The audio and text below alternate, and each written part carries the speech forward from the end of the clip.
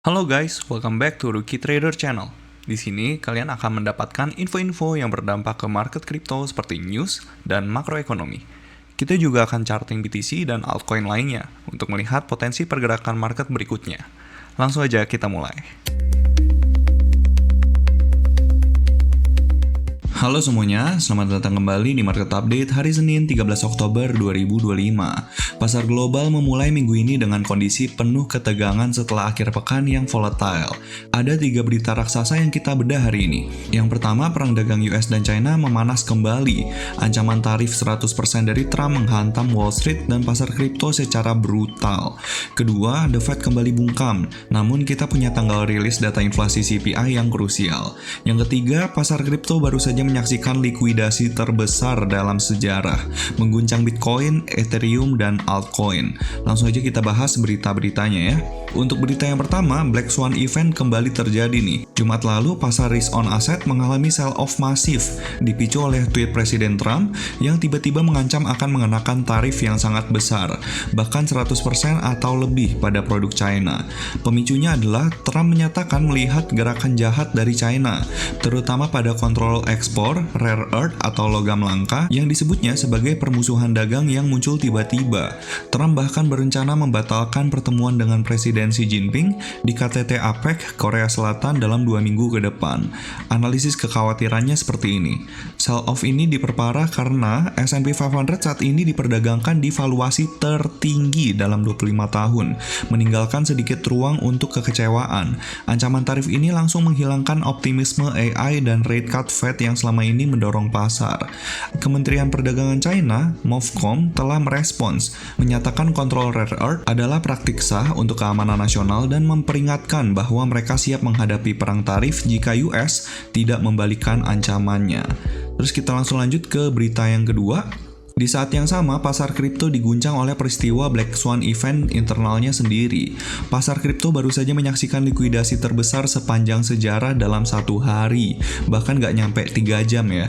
Dampaknya itu, penurunan harga yang dipicu oleh sentimen perang dagang memicu domino efek likuidasi miliaran dolar pada posisi leverage di seluruh bursa atau exchange, menghancurkan posisi long di Bitcoin, Ethereum, dan altcoin. Jadi di sini pelajarannya adalah peristiwa ini menegaskan pentingnya manajemen resiko dan bahaya leverage tinggi di pasar yang volatile.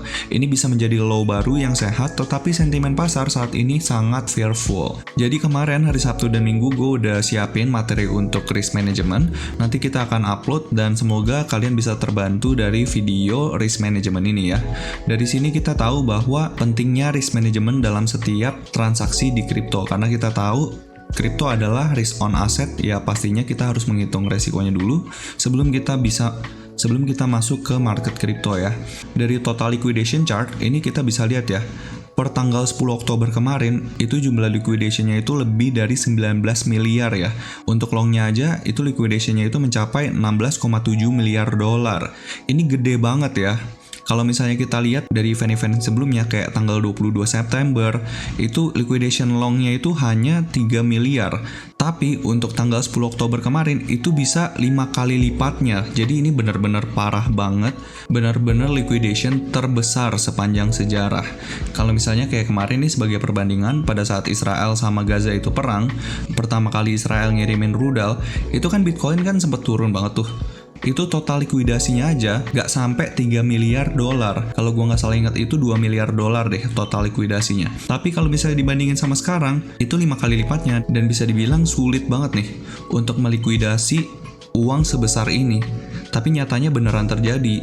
Jadi gue ingetin lagi, di market kripto itu segala sesuatu bisa terjadi dan sangat penting untuk kita tahu soal risk management ya. Ditunggu aja ya soal video risk management, semoga videonya benar-benar bisa membantu kita dalam menjaga resiko ya. Terus kita akan bahas untuk kalender minggu ini. Karena government shutdown masih berlanjut, data ketenaga kerjaan seperti NFP dan industrial production terancam ditunda lagi. Namun kita punya satu data makro yang sangat penting dari BLS ya. Datanya adalah US Consumer Price Index atau CPI di September 2025. Waktu rilisnya itu di hari Jumat ya, di hari Jumat tanggal 24 Oktober. Ini untuk jamnya itu jam 7.30 malam ya, kalau misalnya waktu Indonesia. Kenapa ini penting? Inflasi itu adalah jantungnya The Fed. CPI adalah penentu utama kebijakan The Fed. Jika CPI itu higher dari ekspektasi, ini akan menekan saham, memperkuat dolar US, dan membuat The Fed ragu untuk memotong suku bunga. Tapi jika CPI itu lower than expected, ini akan mendukung saham dan pertumbuhan sekaligus meningkatkan ekspektasi rate cut The Fed.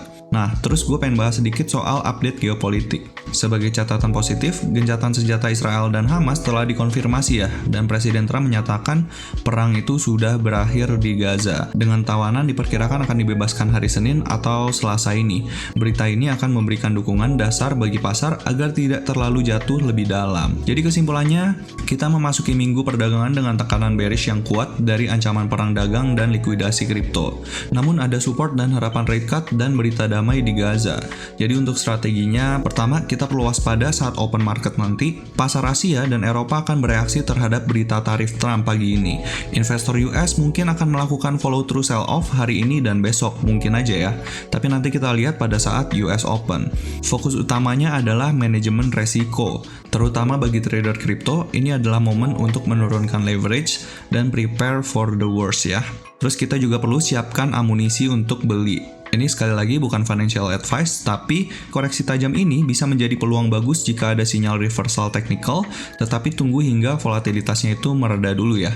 Balik lagi gue ingetin kita lagi ada di sentimen yang sangat fearful, dan biasanya kapitulasi itu memang dibutuhkan sebelum market itu rally. Tapi gue nggak mau memberikan hopium ya, karena gue tahu kondisi kayak gini itu sangat sulit untuk dicerna sama market, sangat sulit untuk diterima. Kenapa? Soalnya banyak orang yang udah kehilangan harapan. Kalau misalnya gue memberikan harapan lagi, takutnya kayak nabur garam di luka yang udah terbentuk gitu. Jadi gue nggak mau terlalu kasih hopium, dan semoga aja kalian bisa kuat ya menghadapi market kripto ini, karena balik lagi segala sesuatu mungkin terjadi di market kripto. Dan sekarang coba kita mau bahas ke economic calendar yang untuk minggu ini. Untuk hari Senin nggak ada data apa-apa, Selasa juga nggak ada, dan di hari Rabunya ini kemungkinan akan rilis data CPI dan core CPI nih. Tapi kalau misalnya dari berita yang tadi, itu kemungkinan rilisnya itu di tanggal 24 Oktober ya.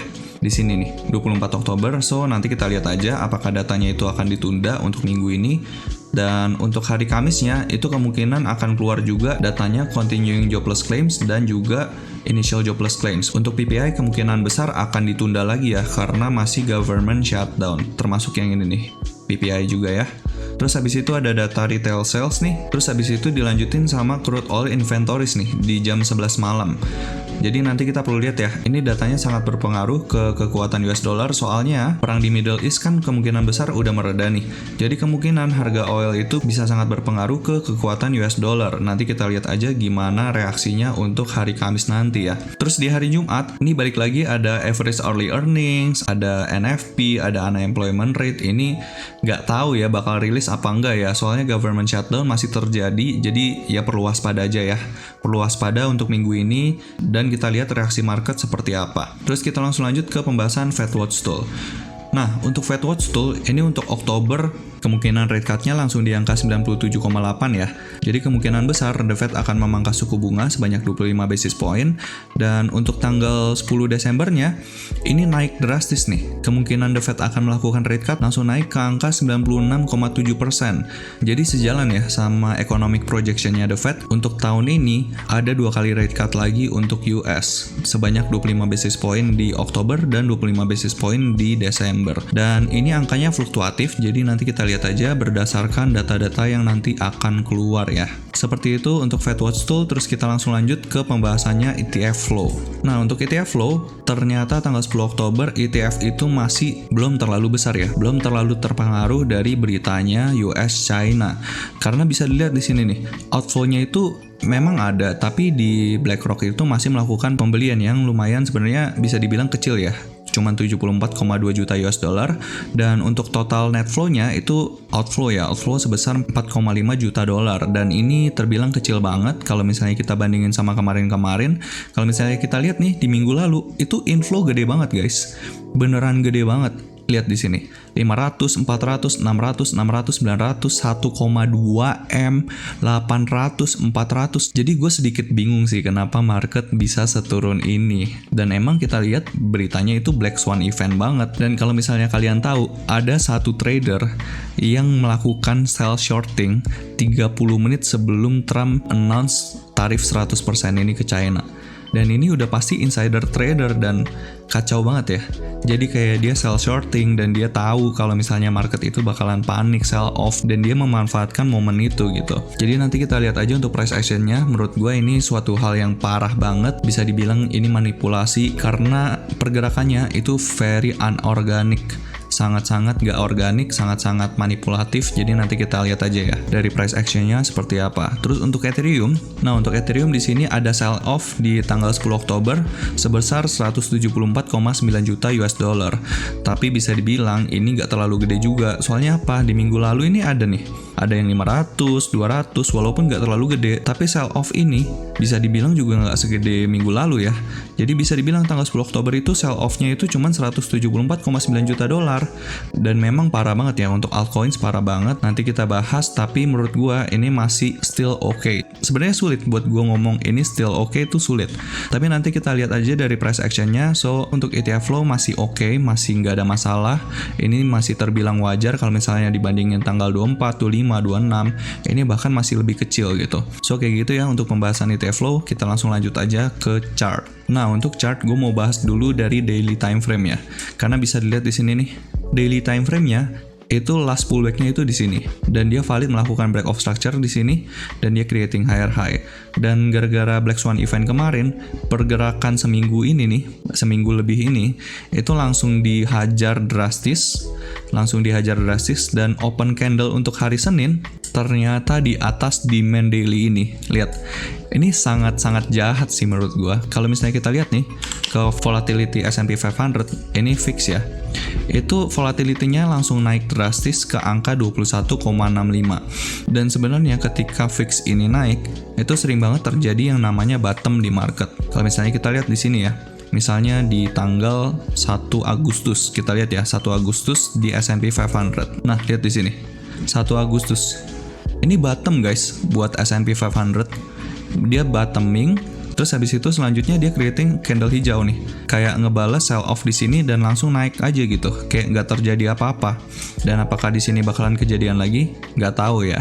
Kita nggak tahu masa depan, tapi kalau misalnya berdasarkan fix yang tadi, setiap ada kenaikan drastis kayak gini, kayak bisa mengindikasikan bahwa ini lagi bottoming gitu. Sama halnya kayak di sini. Ini kan yang parah banget nih. Dari sini Maret, April, terus puncaknya di 7 April ya. Ini 7 April, terus sekarang kita lihat ke S&P 500. 7 April. Ini 7 April dan ini bottomnya. Lihat ya, dari sini.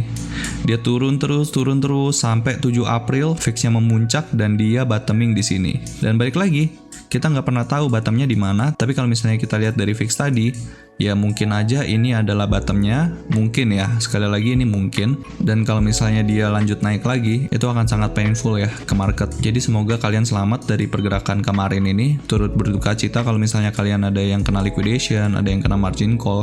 Gue turut berduka cita, tapi semoga dari kejadian kemarin kalian bisa lebih bijak dalam mengambil keputusan di market crypto gitu.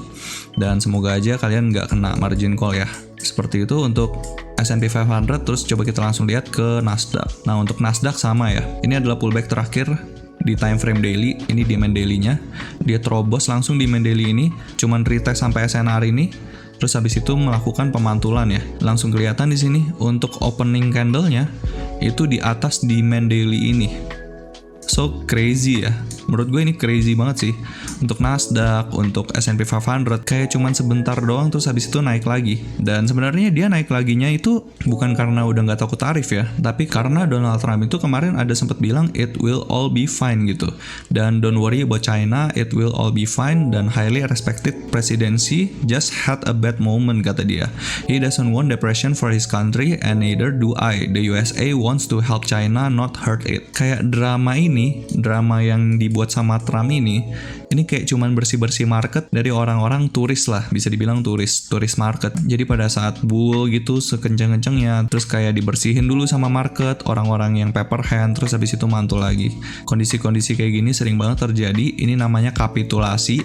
Mungkin hal inilah yang dibutuhkan market untuk ngereset sentimen, untuk menetralkan market supaya orang-orang itu nggak terlalu FOMO lagi, dan akhirnya market bisa rally lagi. Tapi balik lagi, gue nggak mau ngasih opium ya, dan semoga aja kalian selamat dari kejadian-kejadian seperti ini, kayak gitu ya.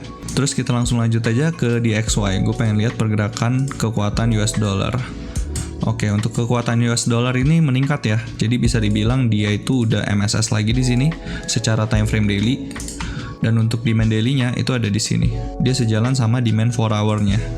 Jadi bisa dibilang untuk kekuatan US dollar ini kembali meningkat ya. Tapi bisa dibilang kalau misalnya kita zoom out gitu, di sini kelihatan dia cuman konsolidasi aja. Dan untuk pergerakan konsolidasinya itu masih berada di area ini, gitu.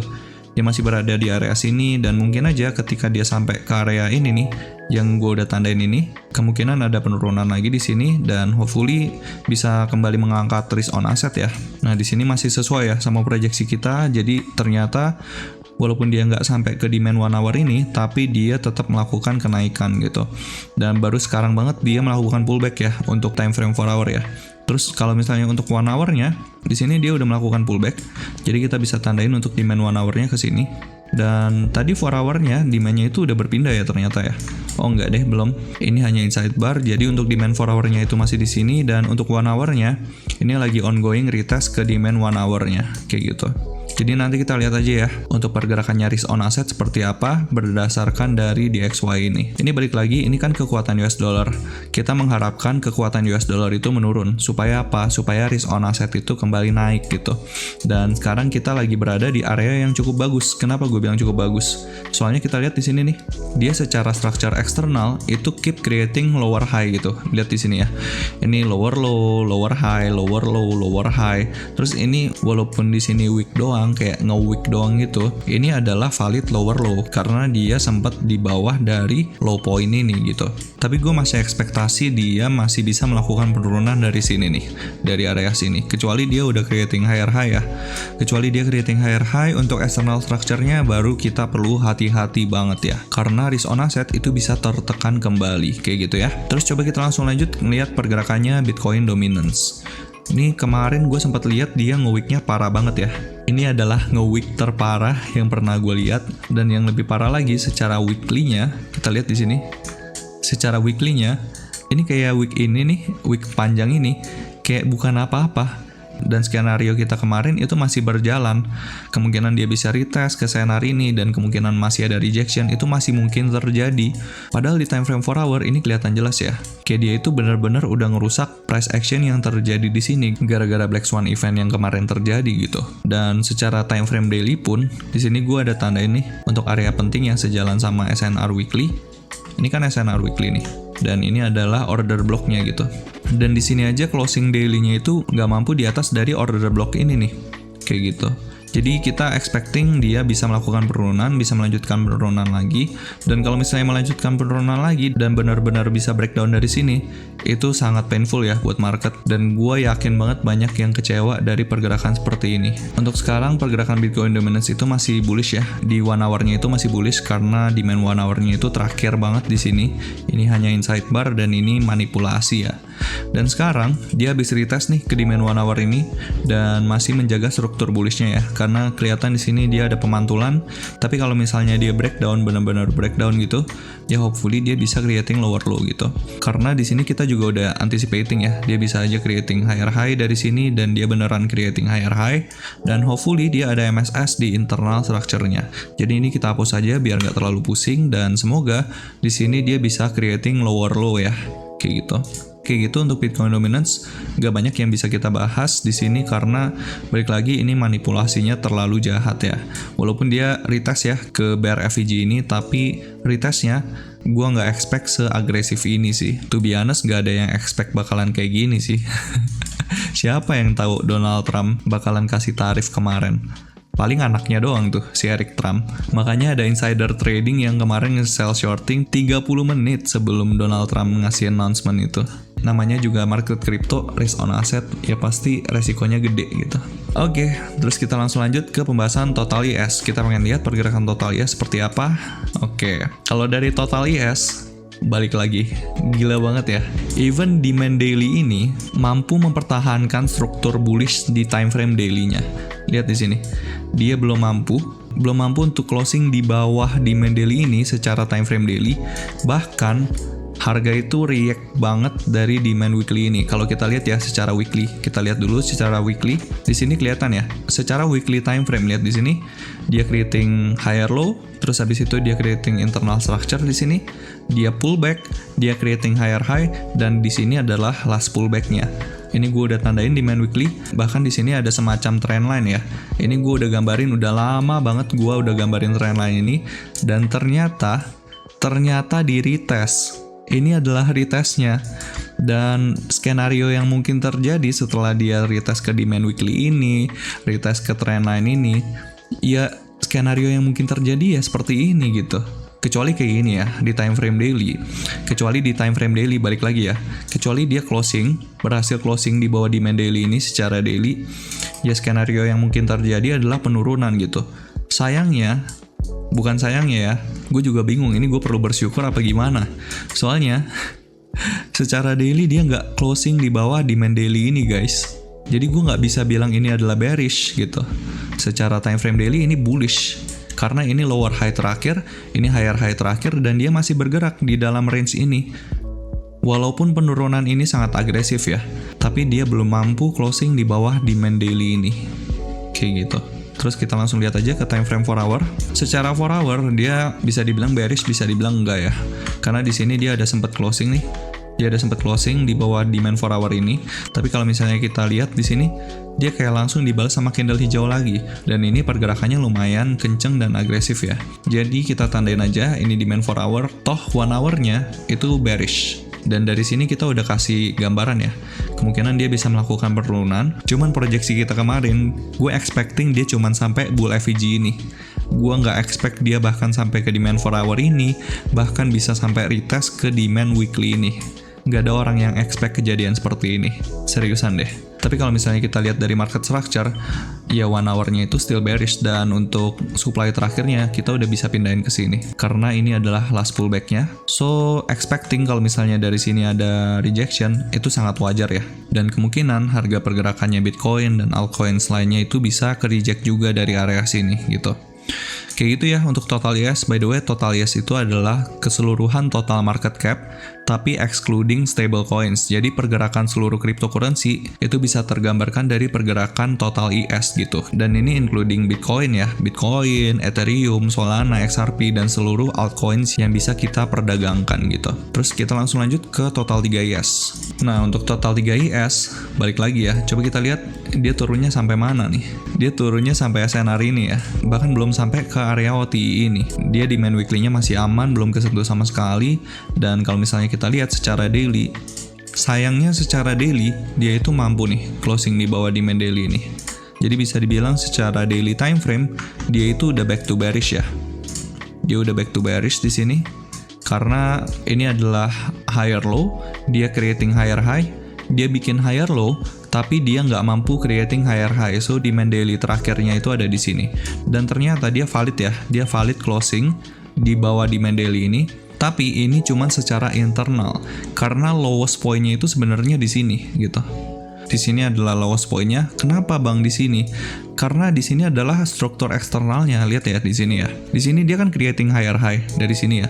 Dia creating higher high, belum mampu creating higher high, tapi dia bikin higher low. Dia bikin higher low lagi yang akhirnya bikin higher high gitu. Dan di sini masih terhitung struktur internal sampai akhirnya dia retest ke struktur eksternal ini. So ini kita perlu hati-hati ya, karena di sini secara internalnya dia bearish, tapi secara eksternalnya dia still bullish karena dia belum mampu untuk closing di bawah demand eksternal ini gitu. Kayak gitu ya untuk Total 3IS. Dan untuk supply-nya secara internal kita bisa tandain di area sini. Karena ini adalah supply terakhir sebelum terjadinya kapitulasi yang kemarin terjadi ya. Kayak gitu. Terus gimana nih sama 4 hour-nya? Kita lihat 4 hour-nya. Untuk 4 hour-nya bahkan belum berpindah nih supply-nya, jadi masih sama, analisanya sama kemarin. Dan ini kan struktur bullish kemarin, tapi dia nggak mampu untuk creating higher high. Jadi kita masih tandain juga untuk demand 4 hour-nya di sini, tapi sayangnya dia udah ketembus banget ya. Ini kelihatan banget dia udah ketembus banget, so di sini udah MSS juga tuh bearish, dan supply 4 hour-nya itu ada di sini yang kita gambar tadi. Terus untuk 1 hour-nya itu sama, cuman dia udah berpindah nih untuk supply 1 hour-nya itu di sini. Jadi secara garis besar total 3 IS itu udah back to bearish ya di time frame 1 hour, 4 hour, dan daily-nya. Karena daily-nya balik lagi secara internal dia udah valid MSS, walaupun secara eksternal dia masih bullish ya, kayak gitu. So nanti kita lihat gimana reaksinya ketika dia sampai ke area-area penting ini, either ke SNR ini atau ke area supply 1 hour, 4 hour, atau daily ini. Dan kemungkinan ada rejection ya dari sini. Dan kalau misalnya ada rejection itu masih normal. Dan untuk harapannya sebenarnya dia bisa take out ya supply-supply ini untuk melanjutkan kenaikan. Karena apa? Karena di internal structure-nya dia still bearish nih. Kalau misalnya kita mau melihat kenaikan lagi ya otomatis kita perlu melihat time frame ini 1 hour, 4 hour, dan daily itu back to bullish semua dulu gitu. Kalau misalnya belum back to bullish sulit gitu untuk melihat pergerakan altcoins itu bisa kembali bullish kayak gitu ya. Seperti itu untuk total 3 IS. Terus kita coba langsung lanjut ke pergerakannya Bitcoin. Nah untuk Bitcoin balik lagi, lihat pemantulan di demand daily ini. Ini adalah demand daily terakhir. Demand daily terakhir ini yang membuat Bitcoin itu creating higher high. Terus abis itu dia mencoba untuk creating higher high, belum mampu closing secara signifikan di atas high point ini. Terus abis itu dia mencoba creating higher high lagi, sama, belum mampu closing secara signifikan di atas 2 high point ini, dan dia rejection lagi. Dan sekarang kita lihat di sini dari pemantulan ini kan ada 2 kali pemantulan nih, sampai akhirnya dia coba retest lagi. Trendline ini tuh masih terjaga guys, walaupun dia kayak ditusuk sedalam mungkin nih sampai ke 103.000, dan setiap exchange balik lagi beda-beda ya, karena liquidity-nya beda, order book-nya beda, jadi lowest point-nya itu beda-beda setiap exchange. Tapi kalau misalnya kita lihat di sini, dia bisa dibilang cuman retest lagi ke trendline, dan habis itu dia melanjutkan kenaikan. Dan ternyata ketahan juga ya sama bull FVG ini. Ini gue udah gambarin kemarin, kalau misalnya kalian ada melakukan pembelian di sini, congrats ya, kalian udah akumulasi di harga yang terbilang diskon gitu. Walaupun sekarang kalau misalnya kita lihat secara 4 hour itu Bitcoin itu udah back to bearish di sini. Semenjak di sini dia MSS to bearish, valid, dan supply terakhirnya itu ada di area sini, di area all time high. Ini adalah supply terakhir. Dan untuk 1 hour-nya, kalau misalnya secara 1 hour di sini kelihatan ya, di sini kelihatan ada pullback lagi. Jadi bisa dibilang ini adalah supply 1 hour-nya sangat choppy, terutama karena ada Black Swan event kemarin. Di sini langsung dihajar habis-habisan, dan sekarang ada tanda-tanda recovery. Kalau misalnya ini V-shape recovery, parah sih. Ini diturunin paksa, penumpang di sini tuh diturunin paksa, dan habis itu dia melanjutkan kenaikan. So crazy banget ya pergerakan kripto kemarin. Kayak gitu untuk Bitcoin gak banyak yang bisa gue bahas karena balik lagi daily-nya itu still bullish. Dia masih bergerak di sini-sini aja. Ini bisa dibilang dia hanya konsolidasi. Semenjak di sini nih, dia konsolidasi, breakout, di sini ada pullback kecil, terus habis itu dia konsolidasi di range ini. Kayak gitu. Dan balik lagi, target gue masih sama di area all time high sampai ke 130.000. Di sini kalian boleh melakukan take profit kalau misalnya kalian ada barang. Take profitnya menurut gue bisa berkala aja. Kalau misalnya gue sendiri mungkin akan take profitnya itu mungkin akan dicicil juga, karena balik lagi kita belinya aja dicicil. DCA di sini, DCA di sini, DCA di sini. Maka kita juga take profitnya juga dicicil gitu, pelan-pelan keluarnya. Masuknya pelan-pelan, keluarnya juga pelan-pelan gitu, supaya kita nggak FOMO kalau misalnya dia naik lebih kencang lagi. Dan kalau misalnya Bitcoin turun lebih bawah lagi, kita juga punya amunisi gitu untuk DCA lagi di area sini, di area sini gitu. Kecuali balik lagi, ini worst case scenario, kalau misalnya dia turun closing secara weekly di bawah demand weekly ini, mungkin gue akan out seluruh cryptocurrency gue dan nunggu bear market berikutnya kayak gitu. Tapi per sekarang kelihatannya still good ya. Still good walaupun week ini not good at all ya. Tapi ya balik lagi secara market structure daily-nya still bullish gitu. Terus sekarang coba kita langsung lanjut ke pembahasannya Ethereum, karena Ethereum itu one of the worst yang kita lihat pergerakannya. Ini ternyata trendline ini invalid. Jadi kita coba trendline-nya kalau misalnya kayak gini ya. sebenarnya balik lagi gue nggak terlalu suka pakai trendline karena bisa dilihat di sini subjektif banget ketika di sini kita udah nganggapnya breakout nih, breakout. Ternyata struktur balik lagi, struktur yang bikin pergerakannya itu lebih make sense, dan ternyata trendline itu nggak terlalu make sense. Jadi ini kita hapus aja, kita hanya acuannya struktur aja. Di sini ada demand, kita expecting dia sampai ke bull FVG ini, ternyata dibablas sekencang-kencangnya sampai sini. Sangat jahat ya pergerakannya ya. Ini bener-bener, ini adalah pergerakan yang namanya diturunin paksa sama market. Jadi orang-orang yang ngelong di sini, termasuk gue ya, gue benar-benar ngelong di sini nih, ngelong di sini. Terus habis itu ada take profit sebagian di supply daily ini, dan ternyata kena langsung break even. Kena langsung break even, dibawa turun, terus habis itu dibawa mantul lagi. Oke, ya namanya juga market, kayak gitulah. Dan sekarang untuk 4 hour-nya dia valid bikin lower low. Sekarang kalau secara structure, dia sebenarnya udah valid lower low dari sini ya, 4 hour-nya. 4 hour-nya kan di sini mampu bikin higher high, tapi di sini bikin lower low. So untuk supply 4 hour-nya belum berpindah sebenarnya. Ini adalah last pullback-nya untuk 4 hour, jadi masih di sini. Dan hopefully harga Ethereum itu bisa breakout ya dari dua supply ini, tapi don't expecting dia cepet ya untuk breakoutnya. Ini kemungkinan akan sedikit lama, mungkin semingguan. Kenapa gue bilang kayak gitu? Kalau misalnya dia sampai sini, orang-orang yang trauma beli di sini itu udah pasti ketika harganya nyampe di sini, jual di sini, jual lagi di sini. Dan karena apa? Karena mereka takut dibawa lebih turun lagi di sini. Dan ketika nyampe ke harga break even-nya mereka, ya udah pasti mereka kayak udahlah, nggak cocok market crypto buat gue jualan aja di sini kayak gitu. Dan semoga orang-orang yang jualan di sini itu adalah liquidity yang cukup untuk para whale untuk akumulasi Ethereum lagi. Jadi nggak perlu ada kapitulasi seperti ini lagi. Karena bayangin guys, ketika kapitulasi seperti ini, retail itu udah pasti jualan, panic selling. Dan mereka nggak mau Ethereum itu turun lebih bawah lagi. Dan ketika retail itu jualan, yang beli di sini siapa? Ya whale-nya. Kenapa kayak gitu? Karena whale-nya itu punya duit banyak banget. Kalau misalnya kejadiannya seperti ini, harga naik, retail FOMO, semua orang di sini itu melakukan pembelian, nggak ada yang jualan karena kenaikannya begitu kenceng ya. Kita lihat di sini naiknya kenceng, dan orang-orang retail itu beli di sini. Dan di sini paling banyak nih pembeliannya. FOMO, akhirnya dibanting. Di sini whale-nya itu nggak bisa beli. Kenapa? Karena di sini semua orang beli. Duit whale-nya itu kan banyak banget. Kalau misalnya semua orang beli, nggak ada yang jualan, ya susah gitu whale-nya untuk dapat barang banyak. Nah, ketika di sinilah semua orang jualan, whale-nya itu bisa beli dengan jumlah yang sangat besar gitu.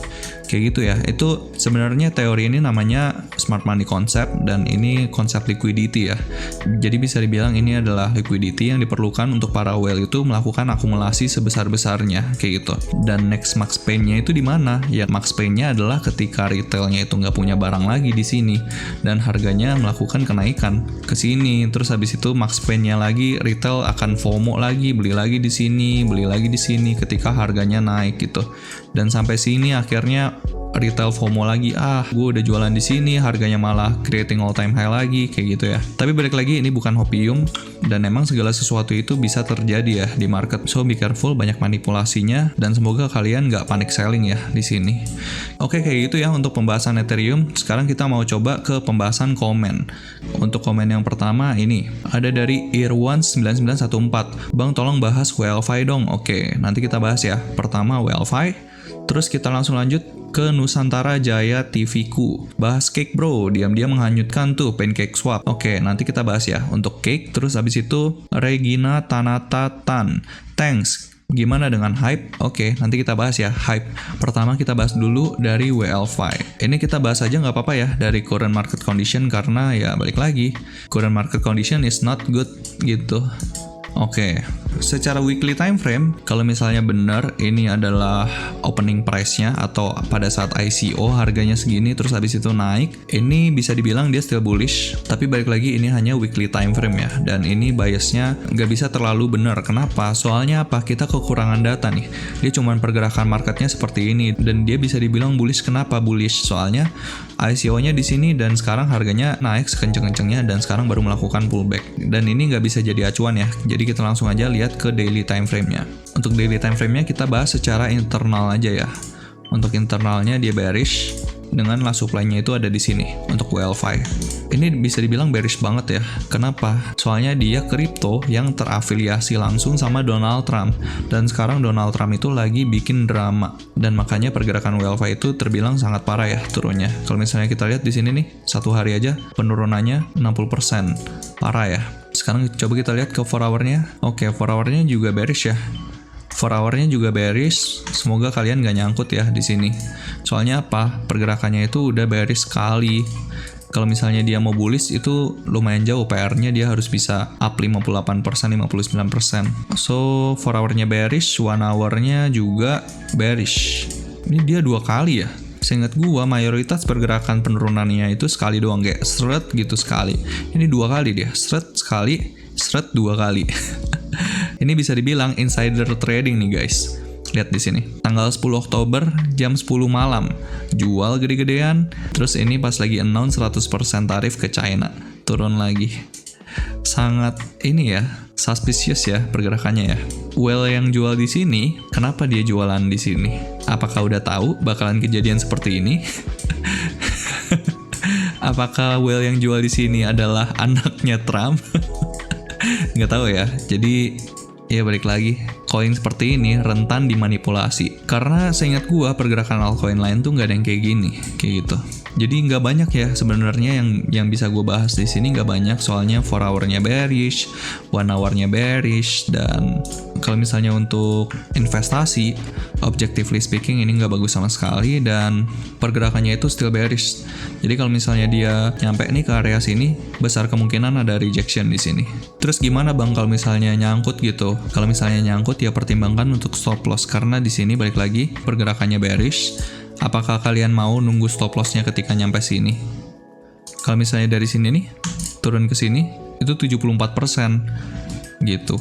Dan balik lagi menurut gua perlu terapin sih untuk risk management di aset-aset seperti ini. Risk manajemennya kayak gimana? Nah, nanti gua akan bahas ya di video berikutnya soal risk management. Jadi sabar-sabar aja, ditunggu aja untuk video risk manajemennya. By the way, untuk video risk manajemennya itu untuk 2 market ya. Jadi untuk market spot dan untuk market futures gitu. Semoga videonya itu nanti bisa membantu teman-teman untuk bisa lebih ngerti dan bisa lebih paham soal manajemen resiko. Kayak gitu ya untuk WLFi. Terus kita langsung lanjut ke pembahasannya Cake. Nah, di sini gue udah ada pembahasan ya. Oke. Kelihatan ya di sini ya. Secara weekly time frame dia bullish. Ini adalah demand weekly-nya. Dari sini dia bullish dan sekarang pergerakannya itu masih berusaha untuk bisa mantul dari area OTI ini nih. Kelihatan ya di sini. Ini kan last swing-nya. Last swing nih. Dia bikin swing low, terus creating higher high di sini. Terus gue tarik Fibonacci-nya. Ini adalah OTI areanya atau optimal trade entry. Nah, bisa dilihat harga react kan dari situ.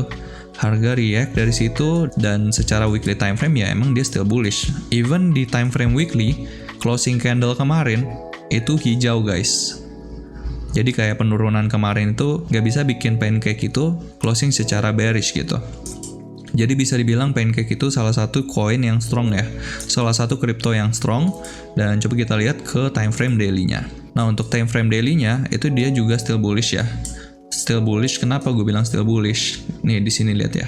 Di sini ini bisa dibilang adalah demand terakhir untuk time frame daily. Ini adalah demand terakhirnya. Karena apa? Karena dia mampu creating higher high dari sini nih.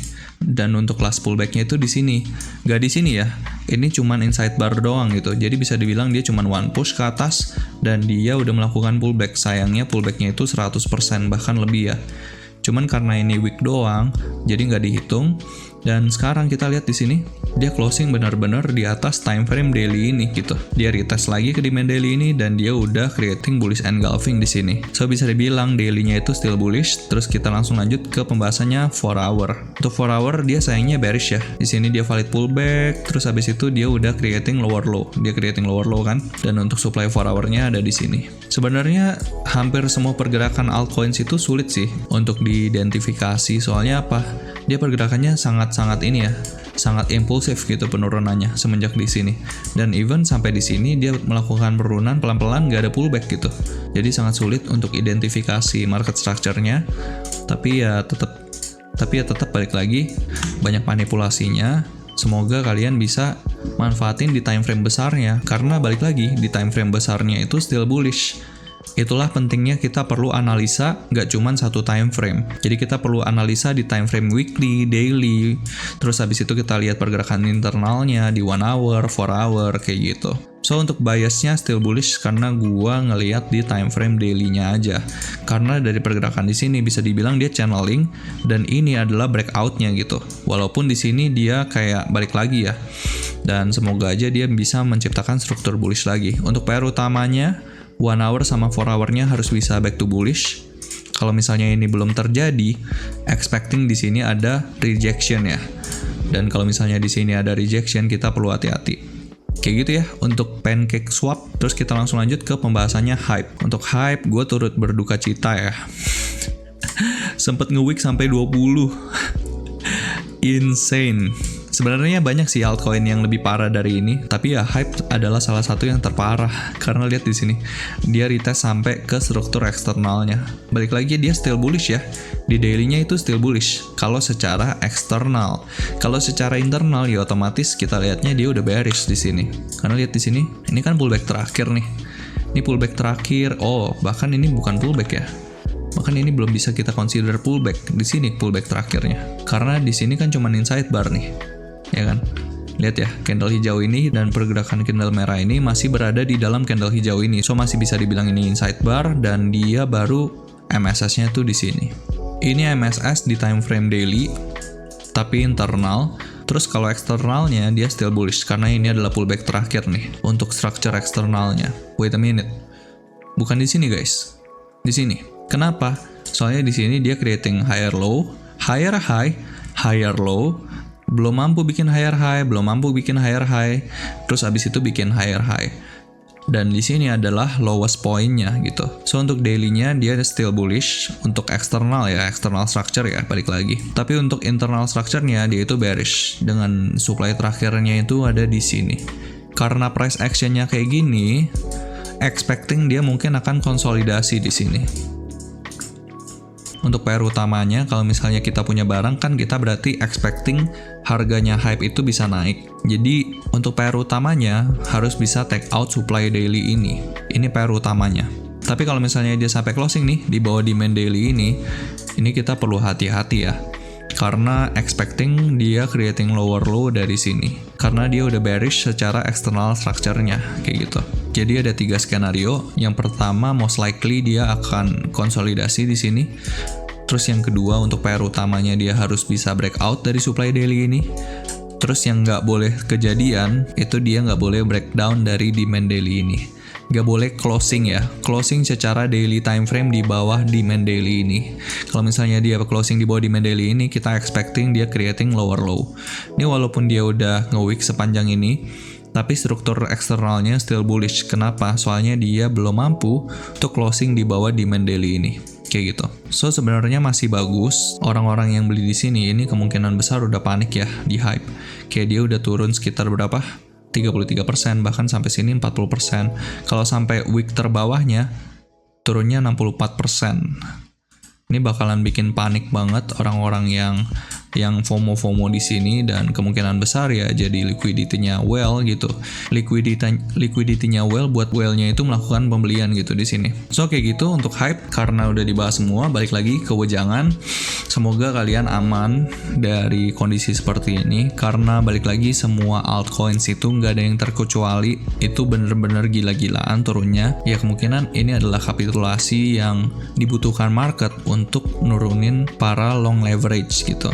Karena balik lagi, kalau misalnya kita over leverage, biasanya akan dihukum market. Rata-rata orang yang over leverage itu pengen untung secepat-cepatnya, pengen kaya secepat-cepatnya, akhirnya menggunakan leverage secara tidak bertanggung jawab dan akhirnya menciptakan kapitulasi yang sebesar ini gitu di market. Dan balik lagi, market crypto itu adalah risk on asset, segala sesuatu bisa terjadi di market crypto, termasuk hal seperti ini gitu. So be careful dalam mengambil keputusan investasi, semoga kalian bisa menerapkan risk management yang proper. Dan video risk manajemennya sebentar lagi akan gue upload, mungkin di minggu ini, jadi ditunggu aja. Semoga videonya itu bisa membantu kalian dalam mengerti soal risk management di spot market maupun di futures market ya. Kayak gitu ya. So, that's gonna be the update. Thank you very much for the support untuk YouTube channel ini. Kalau kalian merasa terbantu dengan video ini, let me know di kolom komentar. Saya akan dengan senang hati terus membagikan informasi ke teman-teman sekalian. God bless you all and see you guys in the next update. Cheers, bye-bye. Dan kalau kalian memiliki request untuk charting altcoin tertentu, atau punya pertanyaan seputar kripto dan market, kalian bisa langsung request di kolom komentar. Thank you sudah menonton video ini sampai akhir. Kalau kalian merasa video ini bermanfaat, kalian bisa like, nyalakan notifikasi, dan pastinya subscribe ke channel ini. See you guys in the next video.